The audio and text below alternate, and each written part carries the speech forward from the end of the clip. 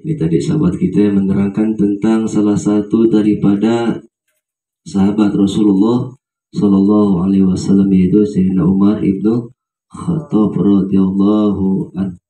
Mudah-mudahan apa yang telah beliau sampaikan menjadikan ilmu buat kita, menjadikan menambah rasa kecintaan kita kepada Rasulullah dan para sahabatnya. Ya, kita tidak bisa lepas daripada peranan-peranan sahabat. Ya, peranan sahabat yang senantiasa membantu perjuangan daripada Rasulullah SAW. Jadi beliau mengatakan, sahabat itu jangan yang dicari, jangan yang selalu memuji kita. Jangan selalu memuji kita, dipuji sama sahabat, dipuji sama sahabat. Takutnya bisa dipuji jatuhin lagi ntar sakit gitu kan.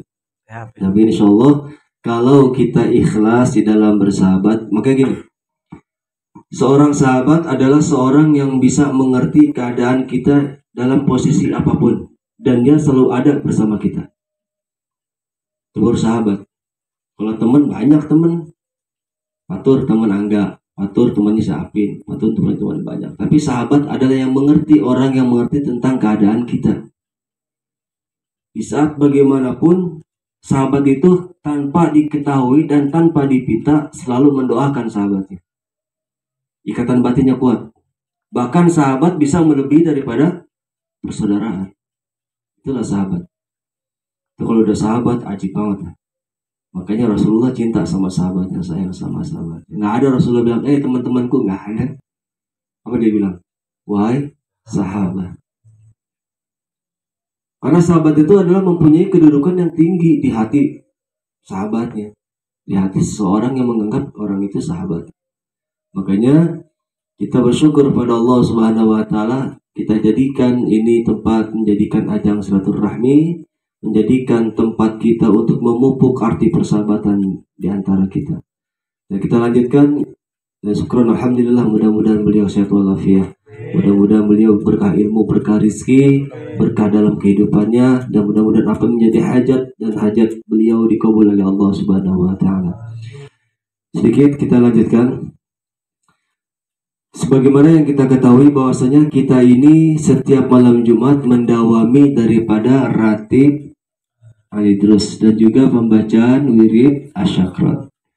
Wirid asyakran ini siapa sih yang punya gitu loh. Jangan sampai kita ini baca tapi nggak tahu siapa sih yang punya wiridnya, siapa sih yang punya ratibnya ini. Ya enggak? Coba enggak? Wirid asyakran yang punya siapa enggak? Tuh masih nengok-nengok. Padahal tiap malam Jumat dibaca. Wirid asyakran yang punya siapa? Den, nengok kamu duduk lagi. Siapa Den? Ali. Iya. Siapa? Yaitu Habib. Siapa? Abu Bakar Asyakran.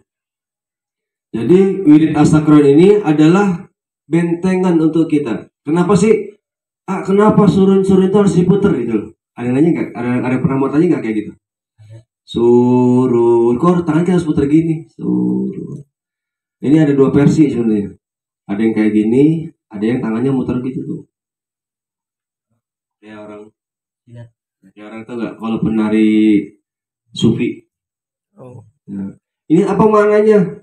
Pertama, satu, keesaan Allah Subhanahu wa taala. Yang kedua, kenapa muter? Minta perlindungan daripada Allah Subhanahu. Makanya jangan pelit, jangan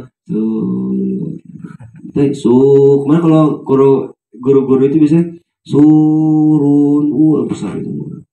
Jangan cuma kayak mau kagak dia minta tolongan sama Allah. Ya. Maknanya kayak gitu. Satu, keesaan daripada Allah Subhanahu wa taala, minta pertolongan daripada Allah Subhanahu wa taala. Jadi wirid asyakran yaitu yang mempunyai adalah Al-Imam Al-Habib Abu Bakar bin Abdurrahman, ya, Al-Habib Abu Bakar Asyakran bin Abdurrahman As-Segaf. Ini ya, kenapa Al-Habib Abu Bakar kok Asyakran bukan As-Segaf? Yuk. Padahal orang tuanya apa? As-Segaf. Al-Habib Abdurrahman ini dikatakan sebagai muqaddamis tsani, yaitu yang keberapa? Yang kedua. Kenapa kok nggak As-Segaf? Kenapa dia Asyakran? Apa sakar artinya? Gila. Karena dia sudah gila kepada siapa gilanya? Allah Subhanahu wa ta'ala. Yang ada dalam hatinya kegilaan, kecintaan sama Al-Habib, sama Allah Subhanahu wa ta'ala. Makanya dikatakan saker, gila. Kalau sepatur gila, wah kita kacau. Patur saker, kabur kita, orang desa keret telanjang, lari, ada yang bingung kan. Gitu. Jadi kita kenali dulu nih, siapakah yang mempunyai ratib itu. Jadi kalau sebelum kita baca tawasul dulu pada Nabi Muhammad SAW, dan juga yang punya ratib, yang punya wiridnya, yaitu Al-Habib Abu Bakar As-Sakran bin Abdurrahman As-Segaf. Lalu ada lagi ratib Al-Idrus, yang punya siapa? Al-Habib Abdullah Al-Idrus bin Abu Bakar As-Sakran bin Abdurrahman As-Segaf bin Muhammad Maula Dawilah. Beda kan? Kakek, bapak sama anak beda tuh. Kakeknya As-Segaf, bapaknya As-Sakran, anaknya Al-Idrus. Al-Habib Abdullah punya anak namanya Al-Habib Abu Bakar Al-Dani. Beda lagi kan? Kenapa nggak Al-Idrus lagi?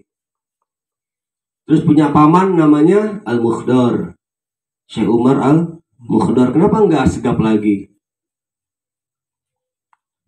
Itulah perpecahan nanti, pembagian daripada nasab-nasabnya, pam-pamnya para habaib.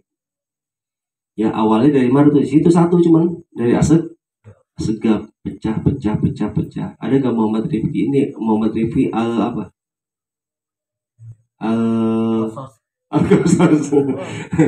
Nggak ada. Ini apa? Al-Bukit Waringin ya. Jadi semuanya itu kita kenali dulu nih. Kalau kita ingin mengamalkan suatu dawaman, ente harus tahu ini siapa yang buat. Ya, ini siapa yang punya. Jangan selonong boy aja. Kalau bisa diijazah dulu sama yang sudah berhak mengijazahkan amalannya. Kenapa? Harus diijazah biar sanad keilmuannya tersambungkan kepada Rasulullah Sallallahu Alaihi Wasallam. Boleh kita baca tanpa ijazah? Boleh, silakan. Cuman kalau sudah diijazah berarti syarat keilmuannya nyambung nih. Punya dapat ijazah dari guru A, guru A punya dapat ijazah guru sampai kepada Al-Habib Abdullah Al-Idrus. Jadi ratib Al-Idrus itu adalah ratib yang pertama kali ya di kalangan Bani Alawiyin. Ratib yang pertama kali setelah ratib Al-Idrus baru ratib Al-Haddad. Setelah ratib Al-Haddad baru ratib Al-Attas. Yang kan itu kan. Ada nggak ratib-ratib yang lain? Ada nggak? Ada paling beda latib. Ada lagi apa lagi yang lain-lainnya. Jadi kalau yang ratib itu kalau salah yang tenar itu cuma 3. Ratib Al-Idrus, Al-Haddad, juga Al-Attas. Kebanyakan sekarang ini di wilayah kita yang baca itu ibu-ibu Al-Haddad, Al-Attas, Al-Idrus jarang kan. Tapi sekarang ada banyak nih orang-orang Kalisura nih Al-Idrus.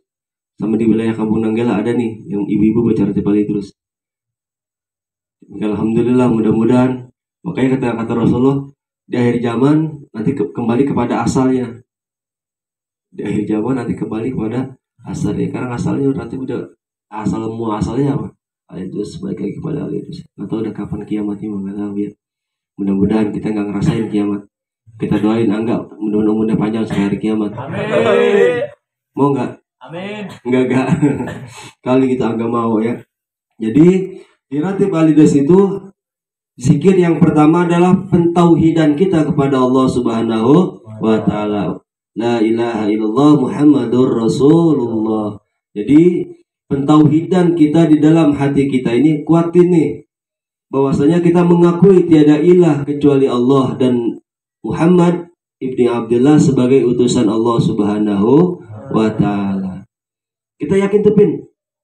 Kalau udah ente udah yakin dengan kalimat la ilaha illallah, berarti kita sudah nyerahin diri kita, hidup kita semuanya kepada Allah Subhanahu. Sebagaimana yang ingin kita baca ini dalam sholat. Inna sholati wa nusuki wa ma yahya wa ma mati lillahi rabbil alamin. Di Fatihah kita baca iyyaka na'budu wa iyyaka nasta'in. Itu kita tuh ngomong sama Allah, ya Allah, bahasa kitanya. Hanya engkau yang aku sembah ya Rob, selain engkau nggak ada yang aku sembah. Kenyataannya kita minta sama dukun. Banyak gak kayak gitu? Banyak dukun yang berkedok kiai, kalau kata almarhum Kiai Jainuddin MJ. Ya, antara dukun sama kiai beda-beda tipis. Lu ada pemburu hantu dulu kan? Oh, dia pemburu hantu tuh dia tuh. Ada pemburu hantu pakai imamah. Wah. Kiai pakai imamah juga. Pemburu hantu. Makanya kata dia Al-Maghfurah Kiai Haji Jainuddin MJ, antara dukun sama kiai beda-beda tipis. Makanya kita harus bisa membedakan. Boleh nggak kita minta doa sama orang alim? Boleh nggak? Boleh kita minta doa sama seorang kiai? Boleh. Boleh. Tapi jangan meyakini kiai itu jago. Jangan. Misalnya gini, Satria ngomong. Satria nggak ada masalah nih. Ya Allah, masalah berat tentang kerjaan. Satria lagi mumet atau dia lagi puyeng nih. Allah udah sekian. Gimana caranya ini? Kata Satria, Bang Dep, saya punya kenalan nih, orang jago. Pokoknya kalau Bang Dep pas itu langsung di kabul dah, cakep. Nah, yakin dengan itu berarti sudah musyrik. Hati-hati. Hebat tuh no, sepatur. Musyrik. Tapi bagaimana? Minta, ya Allah, Pak Kiai doain ya, mudah-mudahan doa Pak Kiai dikabul. Doain saya biar saya usahanya lebih baik, biar saya belajarnya lebih pintar, biar saya kerjanya lebih enak. Minta sama Kiai. Terkadang kita gitu sih, sama guru datangnya pas lagi ada masalah. Pas kira nggak ada masalah, hilang. Anda punya ingat tuh siapa tuh yang orang sono yang gemuk-gemuk tuh, teman si Dep siapa? Si Reja. Subhanallah. Anak kemana nggak tahu, kemana tuh kabar berita. Ya datang. Kenapa ya? Aduh Ustaz gini. Lu datang kemari minta kita dua. Ustaz balik. Gak usah kemari sampai karang ke kemari kan. Datang minta kayak gitu dua. Ya. Jadi bagaimana caranya agar kita menguatkan akidah kita, menguatkan hati kita hanya kepada Allah Subhanahu wa taala? Maka perbanyak kalimat la ilaha illallah Muhammadur Rasulullah. Itu kuatin tuh bacanya. Ada subhanallah bihamdi, subhanallahil azim, subhanallah bihamdi, subhanallah bihamdi, subhanallah bihamdi, subhanallah alhamdulillah wala ilaha illallah wallahu akbar. Satu lagi alhamdulillah syukurillah sampai alaihi Allah binadrah minal ainir rahimah tunawi kullama bi min amradin. Ditutup dengan baca salawat. Enak. Ratib ada saja, ratib yang paling dikit sebenarnya. Nggak sampai 15 menit kayak baca dah. Nggak sampai 15 menit. Cuman karena bawaannya subhanallah. Untuk kebayaan itu memang sulit. Ya. Al-Idris itu Alitarius, yang artinya singa, pemimpin, rajanya para sufi zamannya. Ya, jadi beliau itu dari kecil dipanggil kakeknya Utarius. Jadi apa? Pemberani singa. Beliau ini adalah rajanya sufi pada masanya. Al-Habib Abdullah bin Abu Bakar. Bapaknya Asakron, anaknya Ali. Terus punya anak namanya Adeni, punya kakek namanya Asegab. Udah biasanya baru udah Mauladawi lah, Muhammad bin Amfakin Muqaddam, terus sampai Nabi Muhammad Sallallahu Alaihi Wasallam. Kalau kita kan lain. Kita gitu kalau dawaman itu kalau ada maksud tertentu doang. Kalau ente dawamin sesuatu dawaman, misalkan kayak gini. Kita dikasih dawaman karena kita kepingin lulus ujian, lulus misalkan tes masuk PNS, kita dawamin tuh. Ya udah dapetnya cuma itu doang. Tapi nggak ada nilai pahala di sisi Allah Subhanahu wa taala. Makanya banyak orang nanti yang banyak ibadahnya, yang banyak zikirnya, karena zikir selama di dunia ada maksud tertentu untuk ngejar sesuatu, di hadapan Allah nanti di akhirat nggak dapat apa-apa. Nol. Dan juga sesuatu amalan yang dilandasi bukan karena Allah, Allah kasih nggak? Allah kasih semuanya. Tetap Allah kasih. Si Rifki minta apa yang dikasih sama Allah, wah jor-joran. Ada satria yang istiqomah, zikirnya semata-mata hanya zikir, mengharapkan ridhonya Allah, rezekinya seret bang. Karena kenapa? Allah lagi sayang sama dia. Jangan begini, ya Allah, agak adil amat ya. Nggak zikir, tapi nggak dikasih kebaikan, nggak dikasih rezeki yang banyak. Orang teman gue sering mabuk, tapi duitnya banyak mulu. Kita ngeluh tuh kayak gitu tuh, suudzon sama Allah. Rontok iman kita dalam hati, dapat dalam dada kita, dalam hati kita. Kayaknya sekali-kali kita berprasangka buruk dengan takdir. Ya, kan kita percaya qada dan qadarnya Allah Subhanahu wa taala. Apapun yang kita dapat dari Allah itu yang baik menurut kita. Kita minta gaji 5 juta, emang kata Allah takaran lu tuh cuma 2 juta gaji lu, ya udah cuma 2 juta. Tapi bagaimana caranya 2 juta itu jadi keberkahan buat kita? Satria walaupun minta berpuluh-puluh kali, ya Allah berikan duit 300 juta gaji saya biar sebulannya 60 juta ya Allah, atau sebulan 50 juta ya. Sebulan kata Allah, Satria lu tuh gaji lu sebulan cuma 1,5 juta, ya udah segitu. Mau ngerengek gimana, kayak mau ngerengek udah segitu ya segitu. Tapi dengan kayak seperti itu ada keberkahan. Jangan gajinya gede tapi nggak ada keberkahan. Maksudnya kayak gimana nggak keberkahannya? Selalu kurang, selalu kekurangan dan kekurangan. Tapi rezeki kita yang pas-pasan, di saat kita ada masalah, di saat kita perlu, ada aja jalannya. Itu rezeki yang berkah. Ada orang yang nggak pernah ibadah tapi rezekinya banyak. Hati-hati, jangan-jangan itu bukan nikmat, tapi apa? Isti'arajnya Allah. Kalau Allah sudah memberikan istiadatnya Allah kepada kita, pada manusia, bagi hambanya, nggak sholat, nggak ibadah, tapi wah mantap apanya, rezekinya dikasih berkah banyak semua. Jangan bangga, takut itu adalah istilahnya Allah. Allah kasih itu di dunia, di akhirat nggak Allah kasih semuanya. Naudzubillahi min dzalik. Makanya hati-hati. Apalagi sekarang nih, ya umat Islam. Hati-hati kalian, nanti generasi-generasi umat Islam, kalian ada sebagai generasi-generasi masa depan, harus kuat akidah kalian, harus kuat. Jangan sampai nanti cuman gara-gara nggak punya pekerjaan ditawarin pindah akidah masuk. Gara-gara ente susah hidup ditawarin beras, ditawarin gini-gini, yang penting akidah ente dijual, ente siap pindah. Naudzubillahi min dzalik. Makanya mohon maaf, bukan ngajarin. Ya, enggak mau dikatakan guru buat kalian, enggak. Juga enggak pernah nganggap kalian murid kan? Enggak pernah nganggap kalian murid. Paling nganggap kalian murid, berat dosanya, tanggungnya. Karena kenapa? Ada hadis Rasulullah SAW yang diriwayatkan oleh Imam Bukhari dan Muslim.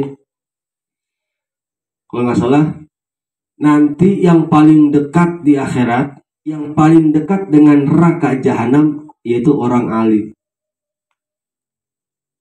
Para guru. Nah, ini ente guru ya. Ente guru bukan. Orang paling dekat nanti dengan neraka, orang alim. Di hadapan Allah Subhanahu wa taala, ini orang dikumpulin, ditanya, ente ngapain? Ya Allah, aku adalah orang alim. Dengan ilmuku aku bisa mengajar. Dengan ilmuku aku bisa memberikan manfaat. Kata Allah, lu bohong. Kenapa bohong ya Allah? Ente ngajar cuman karena ingin dipanggil guru. Ente ngajar cuman karena ingin dibilang orang alim. Dengan ente mempunyai jamaah, dengan mempunyai ente seperti itu, punya ilmu, tujuan ente adalah agar ente dipandang oleh orang, agar ente mempunyai kedudukan di mata orang, di mata makhluk. Kata Allah, udah dusta ente. Malaikat, masukin dia ke mana? Ke neraka. Itu orang alim tuh. Mengenak jadi guru, enggak, hati ngeri. Lalu yang kedua siapa? Orang yang dermawan. Orang yang dermawan. Orang dermawan juga dekat sama neraka. Si Patur. Ya Allah, apa yang kau bawa? Aku adalah seorang dermawan. Setiap aku punya uang, aku kasih orang. Aku berikan anak yatim. Aku kasih orang-orang miskin. Aku kasih sumbangan macam-macamnya. Kata Allah, wahai Patur, kau dusta bukan karena aku. Kenapa? Karena engkau memberikan semua itu karena engkau ingin dianggap seorang dermawan, ingin dipandang sama orang. Semua yang lo kasih dusta tur. Malaikat, tarik itu Patur ke dalam neraka, siksa tuh sama si Apin, udah dua semua. Jadi hati-hati. Setiap amalan kita ini, makanya ya Allah, sekarang mohon maaf ya. Sekarang pernah diprotes sama seseorang, pernah diprotes sama orang. Ente harusnya lebih bisa menjaga wibawa. Kenapa emang?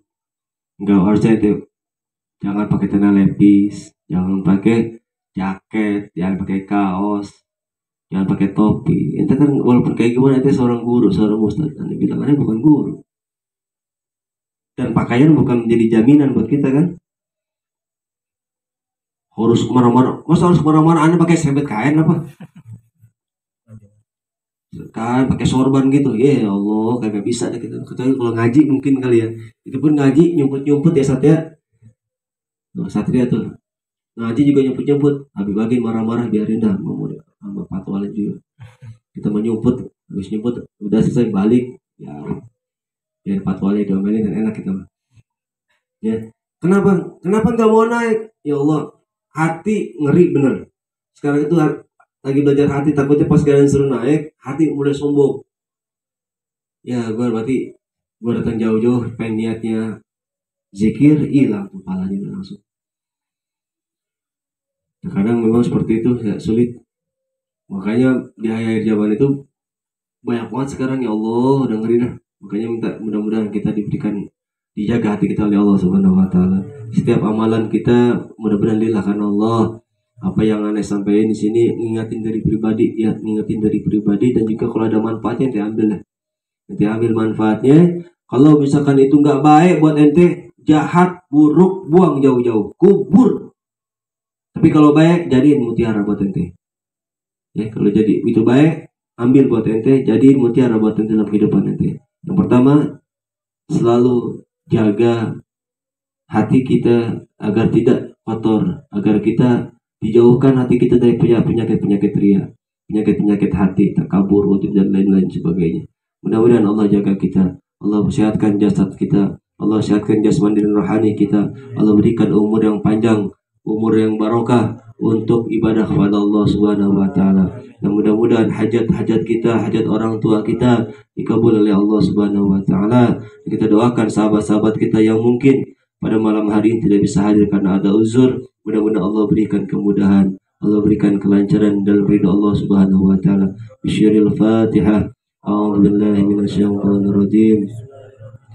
Alhamdulillahi rabbil alamin arrahmanir rahim maliki yaumiddin iyyaka na'budu wa iyyaka nasta'in ihdinas siratal mustaqim siratal ladzina an'amta 'alaihim ghairil maghdubi 'alaihim waladdallin amin.